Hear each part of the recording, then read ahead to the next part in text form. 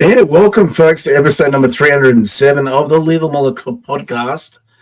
And this podcast is looking at a 1999 film based on a computer game series, which is just phenomenal. It is something that we all played. If you grew up in the 90s, late 80s, early 90s, this was pretty big series. Wing Commander, basically space combat, all that sort of stuff. And it is a fantastic, I think, particularly hot on the heels of things like Star Trek and Star Wars.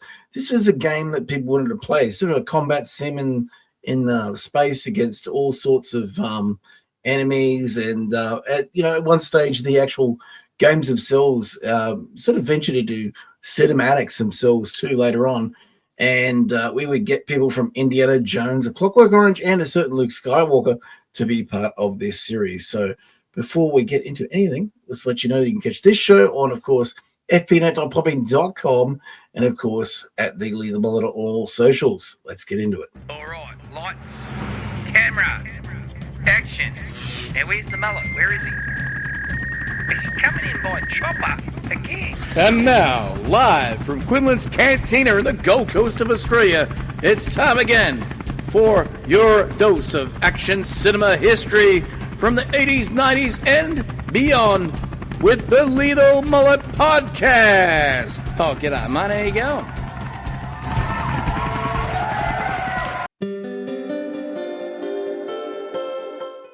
And welcome to episode number 307. I'm your host, Adam O'Brien, here looking at, of course, a film which needs little introduction when it comes to being a late 90s science fiction fest.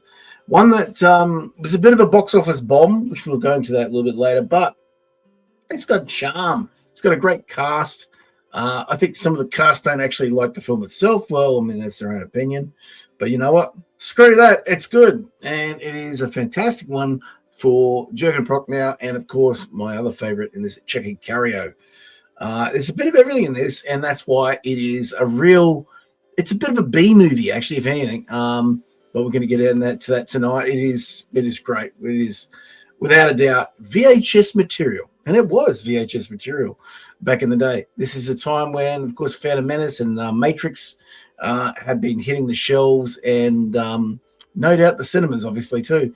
And really kicking off, we had also Farscape around the same time. So this is an interesting science fiction time. A lot of great shows, a lot of great movies at the same time coming out.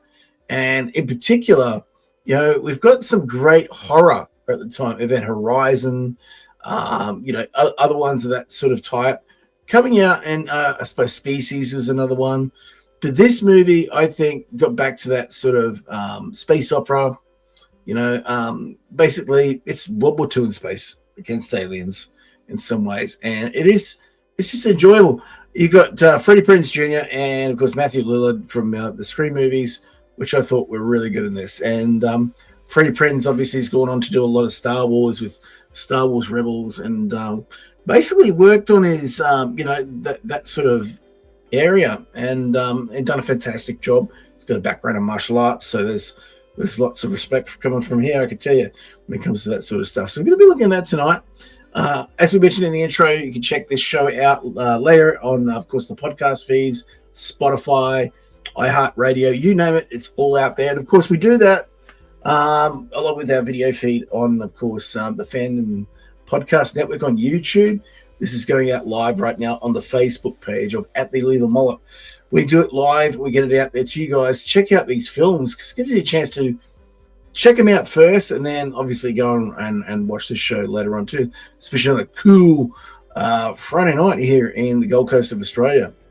So without further ado, we're going to get into some news. Now it's time for the latest action news from the cinema and martial arts, movies and more, all here on the Lethal Mullet podcast.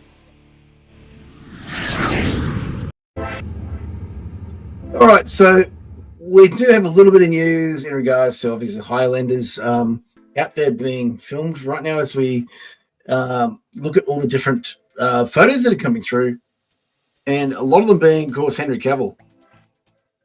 Cavill in good form. Obviously, he's wearing some really interesting leathers. They're kind of reminiscent of both Neo, and I think are reminiscent also of probably John Wick more than anything. Obviously, I mean, both film series are basically got people behind the scenes that are involved. So this Highlander is definitely given it a gritty and dare I say dark take on the franchise, and you'll hear more of that, of course, on Blood of Kings, a Highlander podcast with, of course, Kevin and Kyle running this direct channel, and obviously the co-hosts of that show.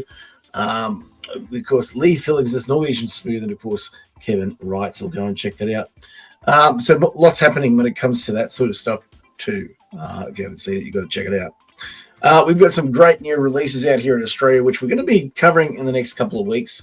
Not just in the visual forms, we're going to be looking in, of course, the book forms as well. So we're going to be doing quite a few book reviews over the next couple of weeks. One of them being Wolfskin, a great military science fiction, which is part of the Common series by Jeremy Zhao. And I've got the first two, Stormblood, which is out currently. And, of course, Blind Space, the second book, which is the first one I picked up, actually, believe it or not. But I've got the third one, which is Wolfskin, which is arriving in a couple of days. So you read that, check it out. And if you're into anything from Blade Runner to Starship Troopers to Warhammer, you know, Games Workshop, this is kind of in that territory. You know, power armors and mercenaries and a pretty amazing protagonist in it too. So go and check that out. Now, with that too, we're going to be looking at a few other series, which I'm first to get into myself. One of them being, of course, The Wheel of Time, Robert Jordan's sprawling epic. Now, this is something I've always wanted to read. But to be honest, I'm always stuck with other series coming my way, and it's always taken a back seat. But I finally hustled up the courage to basically throw those aside and get into the first book, which is Eye of the World. And 5 chapters in, folks, and I'm really enjoying it. I'm also watching a little bit of the TV series. I don't kind of want to go too ahead on watching that show, because if we get too far ahead, maybe I'm going to see the spoilers coming in the next few. Obviously, it finished early, but we're getting some type of animated series coming, and that's the news, is that we are getting something along the lines of an animated version of these coming out soon. So we will see, won't we, folks? We will certainly see soon. And, well, all I can say is I'm all ears to see what they come up with, and hopefully it's something bloody amazing, isn't it?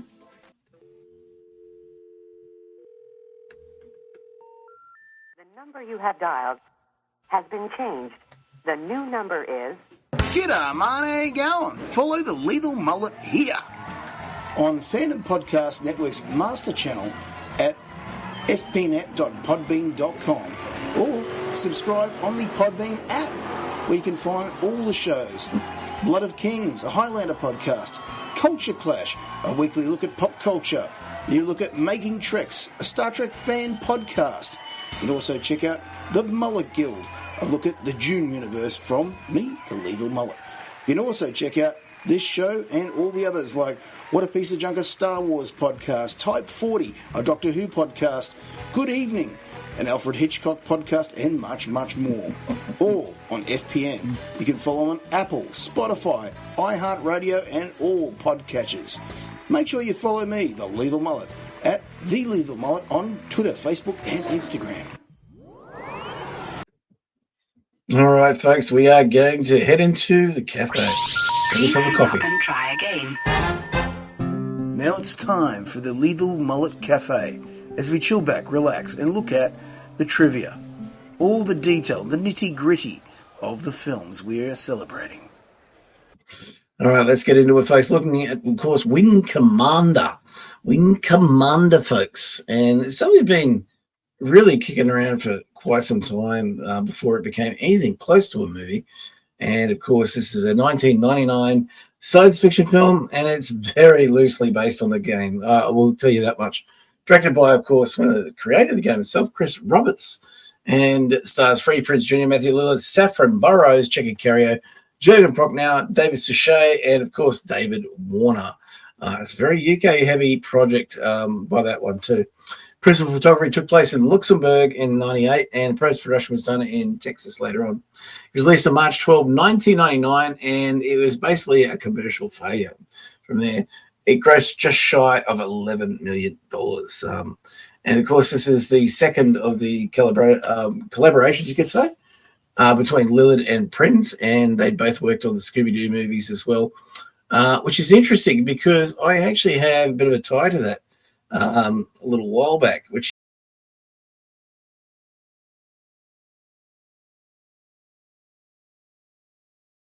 and this is what's really interesting is one of my martial arts instructors years ago was actually working on the Scooby-Doo films. I do believe it was the first one, and they were learning capoeira, and worked with obviously Freddie Prinze and his wife Sarah, and obviously Matthew Lillard playing a different character, of course.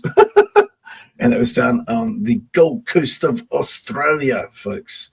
That's right. And Freddie Prinze, like I said, lots of respect for him. And in this film, I know I've read and seen that he hates this film, as does I think Matthew as well. But I think it's pretty stupid to hate this film because it is a pretty damn good film. It is what it is, and it is the sort of style that they were going for, which is very, I guess, military-esque space opera. Directed by Chris Roberts, screenplay. Sorry, a bit of a mouthful there. Screenplay by Kevin Droney, and of course Chris Roberts, the story by him as well. Produced by Todd Moyer, cinematography by Thierry Arbogast, and of course edited by Peter Davies. Music by David Arnold. That's a familiar name, David Arnold there. Of course, 20th Century Fox was the one to bring this out, and Summit Entertainment worldwide as well. And now on a budget of $25 million, it only made less than half. So you can see that's kind of not quite there, right, when it comes down to it. All right, so let's look at a bit of this story. How does this story load up to our expectations of what a film can be? And of course, we're going to have lots of spaceships, lots of aircraft carriers in space. This is what it's all about. In 2654, the interstellar war rages between the Terran Confederation and the Kilrathi Empire, an alien empire. The massive Kilrathi Armada attacks a station called Pegasus. It's a remote but vital part of the Confederation. And from here, they capture the nav computer, or the nav AI, if you like. This is where it gives the location of where Earth is. And from here, the Admiral there, played by Dave Warner, Jeffrey Tolwyn, recalls the Terran fleet back to Earth to defend it.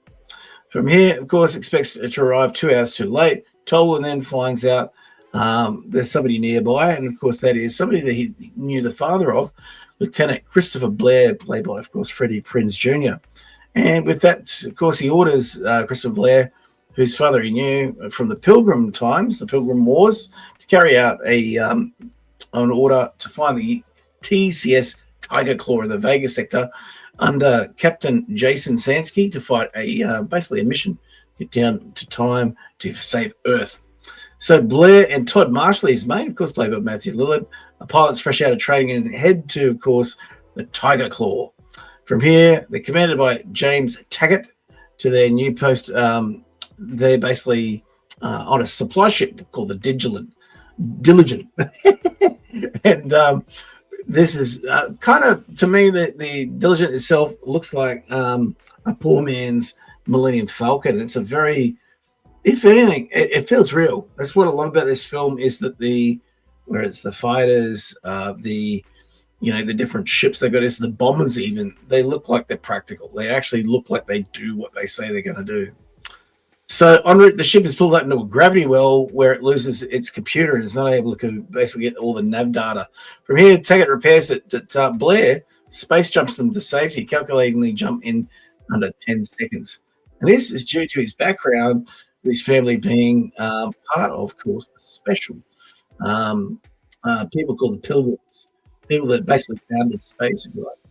Along with the idea of joining a new unit and continual pranks that required discipline, etc., they meet Lieutenant Commander Jeanette and Devereaux, and this is where Blair and her have sort of a bit of a head-to-head at the start, but there's a growing respect for each other as they go through. Of course, they have a distrust of Commander Paul Gerald and his crewmate, Lieutenant Ian St. John. because of the drastic orders coming from, of course, Tolwyn. But, of course, there's a nice little scene there where all of them basically find a ring from Tolwyn that makes it real. Despite several setbacks, the Tiger Claws personnel themselves attack and board a Kilrathi communications ship with a Diligent, and in the attack, the final nav computer is taken. And, of course, from here, coordinates the Kilrathi fleet will use to approach Earth are found. The Tiger Claw, however, is heavily damaged and can do nothing to prevent the assault, except send Devereaux and Blair and fighters to find their way back to Earth. And while it would normally be completely impossible, they make a safe jump without a navcom. Blair's pilgrim heritage enables him to save the day. From here, Devereaux's fighter is disabled in combat after destroying a missile which saves others, but she convinces Blair not to rescue her and continue her mission. From here, Blair uses his pilgrim sense to jump to the vicinity of Earth and, of course, save the day. So it's a very kind of, I guess, a World War II feel of this movie. It's the only way I can describe it in terms of non-science fiction. And it really is. It's one of these ones which, we get to see different parts of like an aircraft carrier fleet, if you like. Everything down to these amazing Rapier ships that they use, which look practical. To look at them at the first outset, they look stupid. But when you see them out there, they actually look really practical. I mean, you look at this. That's just a thing of beauty. It looks like something would do. I don't know about the nose. I've always thought the nose with the multi-barrels or whatever the hell that is looked a bit weird. And it doesn't look like all the ones from the game, by the way, too. All right, let's have a look at some of the cast. Freddie Prinze plays First Lieutenant, Lieutenant Junior grade, as he introduced himself in the series, Christopher Maverick Blair.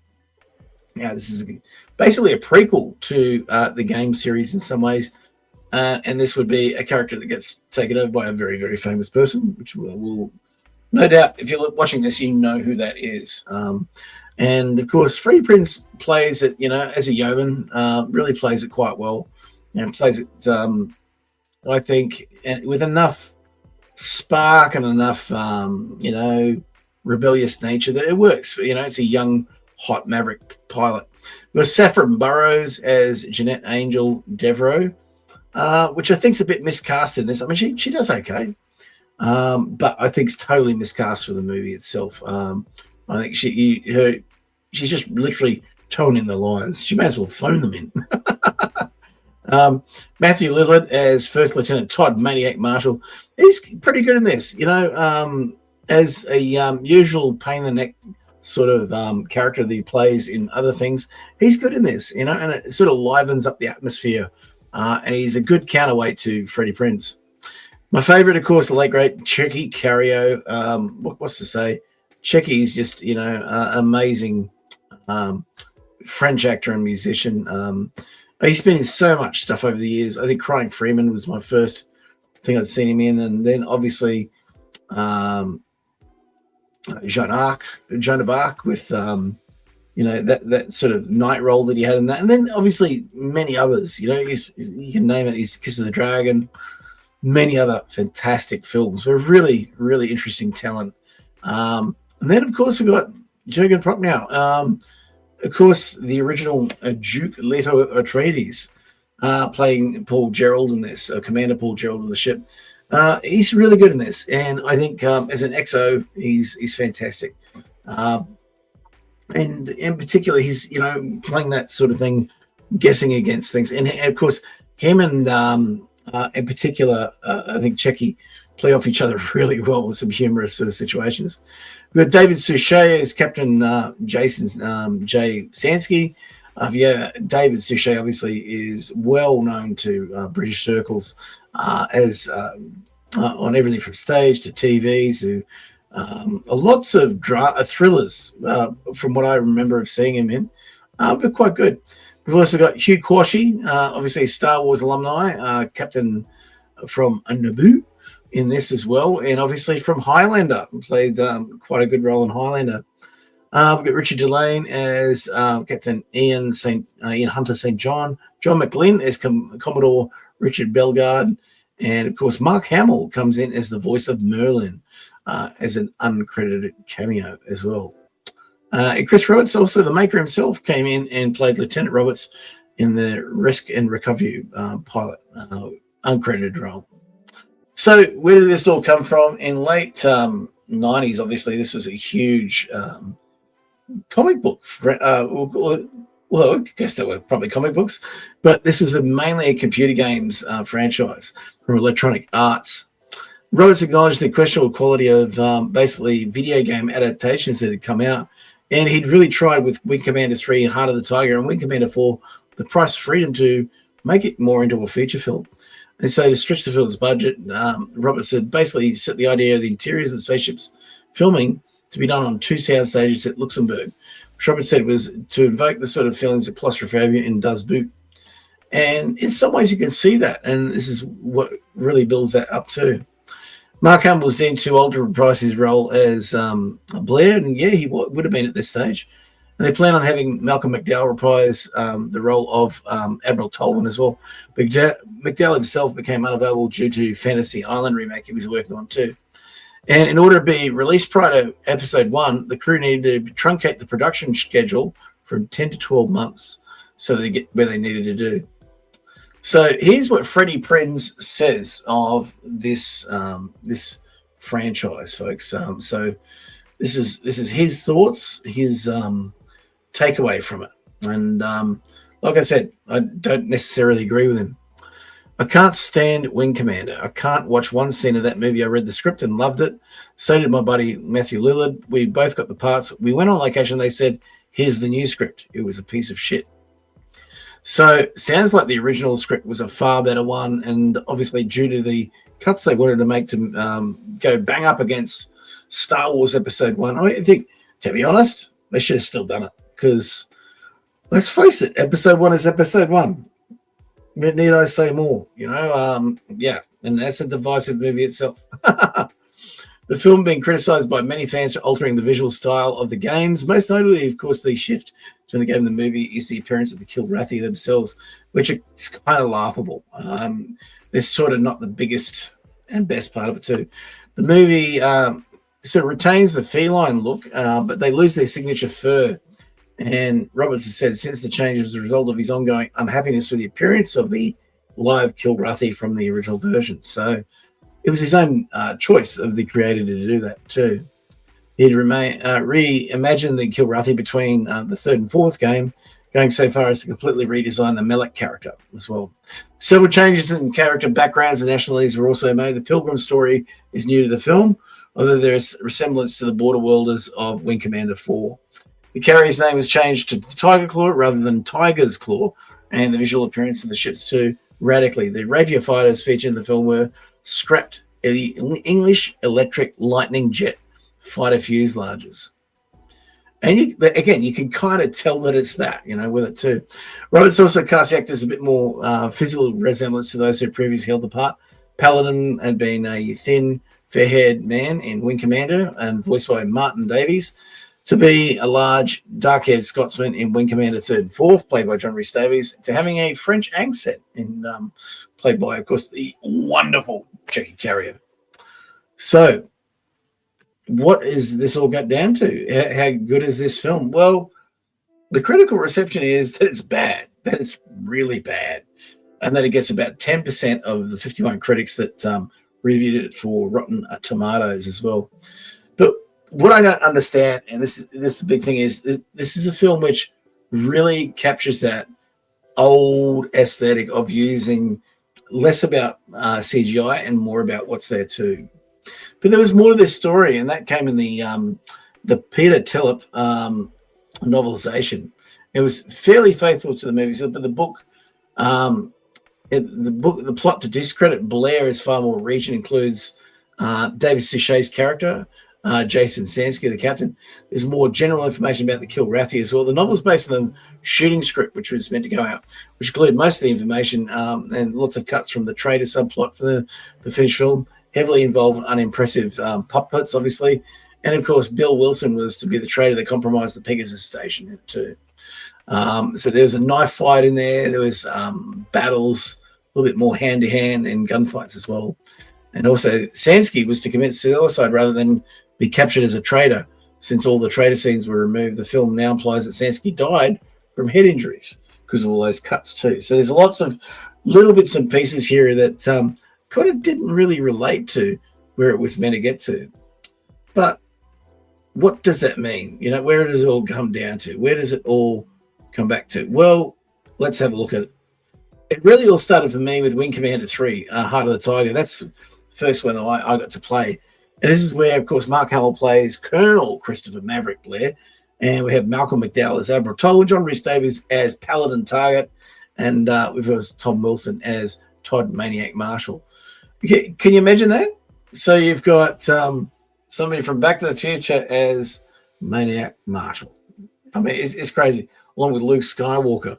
And that's what we had. It was great. And you basically sat in the cockpit of these ships, and you went out and you did what you had to do on these really old-ass computers that we had at the time. And, it was fun. I enjoyed it. I thought it was really well put together. Now, the fourth one was probably a little bit more it was 1996, and, there was PlayStation coming out, all these other sort of formats as well. But we got to see some interesting stuff out of it too. And from here, we obviously see, again, you're taking on the role of Christopher Maverick Blair in it as well. And, yeah, there was quite a few different scenes here too, which made things, I think, a lot more interesting than they had been in the past. But, again, there was always wanting to be a cinematic outing and something to really drive things home. So, for me, what's the great parts of this? So, it is the characters. I really like Freddie Prinze's role, obviously, with Matthew Lillard. Saffron Burrows, although she's, I think, miscast for this sort of military-style movie, she did quite well. She holds it together as a leader in it and does quite well, as does her, group around her as well of NCOs and obviously flight attendants and pilots. But also, too, the background of these great leaders we got in this. Obviously, we have, Tolwyn, which I think is a great character, although doesn't get a lot of time. Obviously, David Warner. The late great David Warner. We have obviously some great work with Checker Carrio in this, Hugh Quashie, and of course, even some great scenes with, of course, Jurgen Propp. Now, you would not be related to Otto Blair, would you? Some great little bits and pieces which really come together and make this film what it is. And you'll be surprised. I'm actually going to give this quite a high rating for Lethal Mullet. So how does this sit? How does this really go in with these amazing ships and, the design and everything? For me, this is actually a 4 out of 5 on the Halleback scale, folks. This is a film which really does what it says it's meaning to do. And, it says that it is going to entertain in the sci-fi way. And I think it does a fantastic job of that. And does it well. For fans, obviously, of the old games, it's all there. Although probably not as you intend it to, but it's certainly there. So with all of that, I give you 4 out of 5 on the Halleback scale for, of course, Wing Commander here. And, of course, on the Lethal Mullet Network. Fandom Podcast Network also. And that's the end for us here tonight, folks. Of course, you can catch us on @TheLethalMullet on all socials. And, of course, on fpnet.podbean.com. Check us out on YouTube. Check us out, of course, on the Facebook, where we do the live show as well. And we'll catch you next time here on the Lethal Mullet Podcast. All right, lights, camera, action. Now, where's the mullet? Where is he? Is he coming in by chopper again? And now, live from Quinlan's Cantina in the Gold Coast of Australia, it's time again for your dose of action cinema history from the 80s, 90s, and beyond with the Lethal Mullet Podcast. Oh, g'day, mate. How you going?